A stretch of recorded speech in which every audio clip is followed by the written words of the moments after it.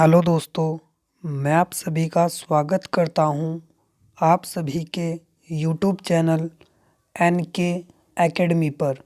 तो हम अपनी क्लास स्टार्ट करते हैं हिंदी साहित्य से तुलसीदास थे। तो तुलसीदास हमारे पास एक कैसे कवि है। तो अगर हम बात करें कि तुलसीदास की, तो तुलसीदास हमारे पास एक कैसे कवि है। तो तुलसीदास हमारे पास एक भक्तिकालीन कवि है। तो पहला एक क्वेश्चन बनता है कि तुलसीदास से कैसे कवि के रूप में जाना जाता है। तो तुलसीदास को एक भक्तिकालीन कवि के रूप में जाना जाता है। तो किस कवि के रूप में जाना जाता है? तुलसीदास को भक्तिकालीन कवि के रूप में जाना जाता है। अब बात करते हैं इनके जन्म की। तो इनका जन्म कहाँ हुआ? तो इनका जन्म की अगर हम बात करें तो इनका जन्म राजापुर गांव बांद्रा जिला में इनका जन्म हुआ। और अगर हम इनकी मृत्यु की बात करें तो इनकी मृत्यु 1623 अस्सी घाट वाराणसी उत्तर प्रदेश या 1632, या तो हमारे पास इनकी मृत्यु 1623 ईस्वी में हुई होगी या इनकी मृत्यु 1632 ईस्वी में इनकी मृत्यु हुई। कहाँ पर? अस्सी घाट इन वाराणसी, इन कहाँ पर? उत्तर प्रदेश। तो कहाँ हुई? उत्तर प्रदेश में इनकी मृत्यु हुई।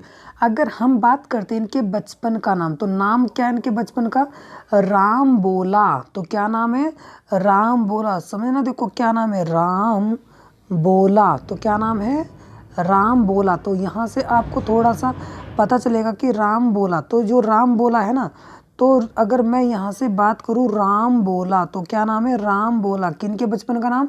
तुलसीदास के बचपन का नाम राम बोला। तो आपको अगर मैं यहाँ से लेके चलूँ तो राम राम का मतलब हमारे पास पता चल गया कि ये जो हमारे पास उपासक होंगे, भक्त होंगे, तो किसके भक्त होंगे? ये हमारे पास राम के भक्त होंगे। तो वही मैंने कहा कि अगर इनके पिता की बात करें तो इनके पिता का क्या नाम है?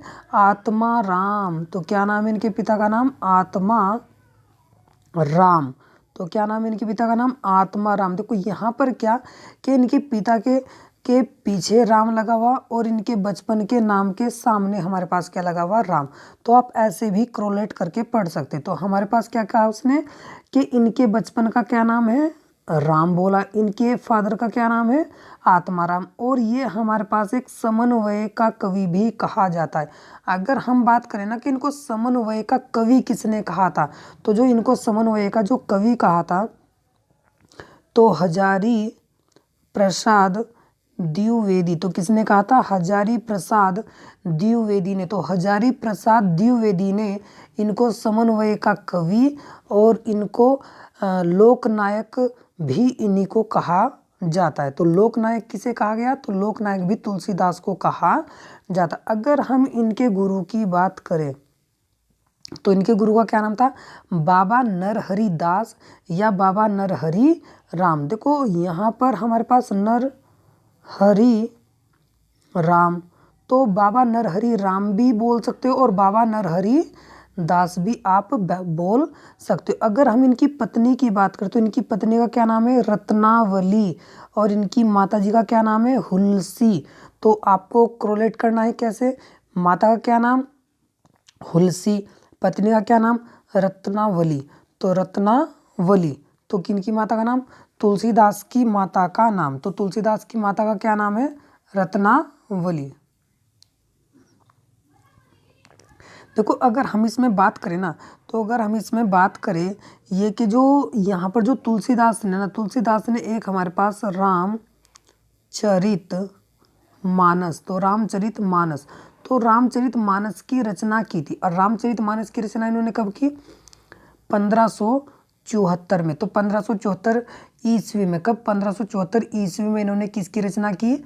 हमारे पास रामचरित मानस। और रामचरित मानस की अगर हम बात करें कि ये कितने कांड है, तो रामचरित मानस में कुल कितने कांड है? तो रामचरित मानस में कुल 7 कांड है। तो रामचरित मानस में कुल कितने कांड है? 7। अगर क्वेश्चन आता कि रामचरित मानस हमारे पास किस विक्रम संवत में लिखा गया, तो किस विक्रम संवत में लिखा गया, तो आप इसमें 57 ऐड कर दो तो कितना हो गया? हमारे पास हो गया 1631। तो क्वेश्चन आता तो किस में? 1631 विक्रमी संवत में हमारे पास क्या लिखा गया था? रामचरित मानस लिखा गया था। तो क्या लिखा गया? रामचरित मानस। अगर हम इनकी बात करें, देखो मैंने अभी आपको बताया कि हमारे पास क्या था कि इनके बचपन का क्या नाम था। इनके बचपन का नाम हमारे पास था राम बोला, फादर का नाम आत्माराम, माता का नाम हुलसी, पत्नी का नाम रत्नावली, बाबा का नाम नरहरिदास।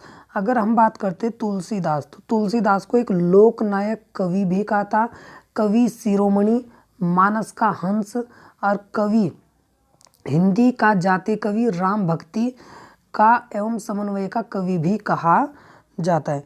तो रामचरितमानस, गीतावली, विनय पत्रिका, दोहावली, कृष्ण गीतावली, पार्वती मंगल, जानकी मंगल, बरवे रामायण, रामाज्ञा प्रश्नावली, वैराग्य संदीपनी, रामलाल नचहू, सतसई, हनुमान चालीसा, हनुमान बाहुक। तो ये सारी की सारी राम भक्ति काव्य, और ये राम भक्ति काव्य किसकी है? सारी की सारी हमारे पास तुलसीदास के सभी के सभी हमारे पास राम भक्ति कृतियाँ। तो किसकी राम भक्ति कृतियाँ हमारे पास?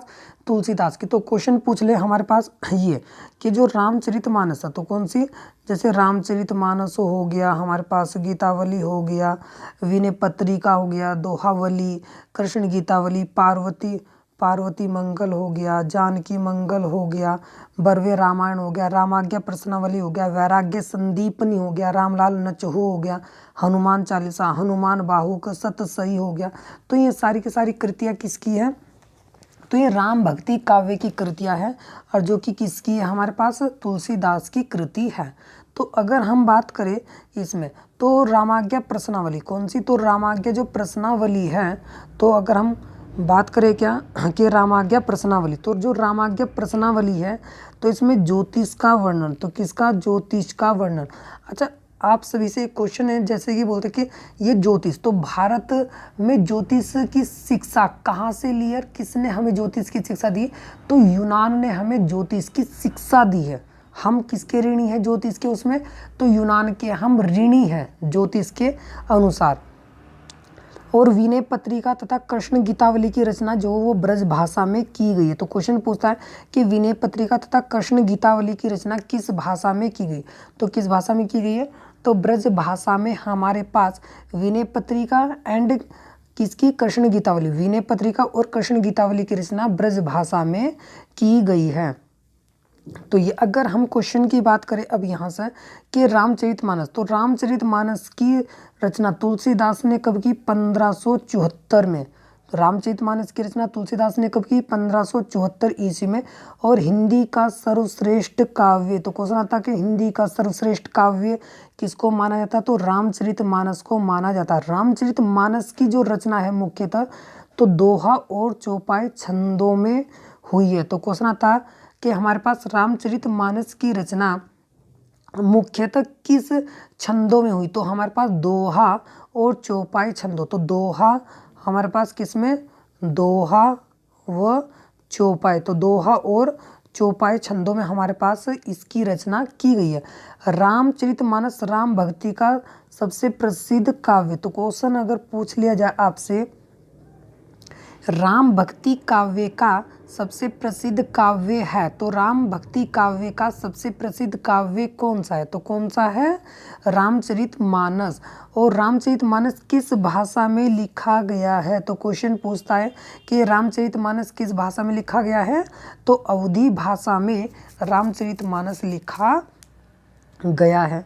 तो अगर हम इसकी बात करें अन्य रचनाओं की, जैसे कि हमारे पास, तो यहाँ पर क्या देता है क्वेश्चन के छंदावली रामायण, कुंडलिया रामायण, रामसलाका, संकटमोचन, करुणा रामायण, रोला रामायण, छप्पे रामायण, कवित्य रामायण और कली धर्माधर्म निरूपण। यहाँ से क्वेश्चन ये इसका इम्पोर्टेंट भी है, बहुत अच्छा क्वेश्चन है कि हजारी प्रसाद द्विवेदी ने, किसने? हजारी प्रसाद द्विवेदी जी ने तुलसीदास को, किसको? तुलसीदास को, समझना, तुलसीदास को लोकनायक की संज्ञा देते हुए कहा है कि तुलसीदास का सारा काव्य समन्वय की विराट चेष्टा है। तो क्या कहा है उसने? समन्वय की विराट चेष्टा है। और तुलसीदास को मंगल भावना के सर्वश्रेष्ठ कवि के रूप में भी जाना जाता है।